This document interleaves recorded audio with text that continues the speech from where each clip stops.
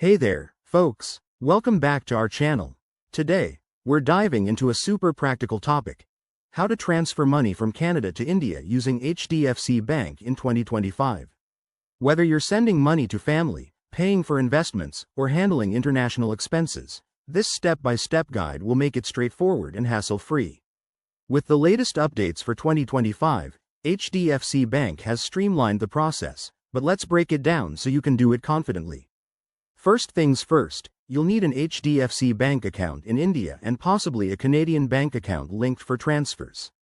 If you don't have one, head over to the HDFC website or app to set it up. It's quick and secure. Start by logging into your HDFC net banking or mobile app. Once you're in, navigate to the International Transfers, or Remittances, section. This is where the magic happens. Step 1. Select the type of transfer. For Canada to India, you'll likely use options like SWIFT or HDFC's own international wire service, which is efficient and often faster in 2025 with new digital enhancements. Step 2.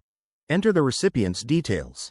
Make sure you have their Indian bank account number, IFSC code, and other required info handy to avoid any delays. Next, Step 3. Input the amount you want to send. HDFC will show you the current exchange rates. Remember, rates can fluctuate, so check for the best time to transfer. They'll also display any fees up front, which in 2025 might be lower due to competitive banking updates. Step 4. Verify everything. Double-check the details to prevent errors, as international transfers can take 1 to 3 business days. Before you confirm, keep in mind some tips for 2025. Use two-factor authentication for added security, and consider HDFC's Forex cards if you're dealing with frequent transfers. Also, watch out for any regulatory changes in Canada or India that might affect remittances. Once you're all set, hit confirm, and you're done. You'll get a confirmation email or notification. That's it, easy as pie.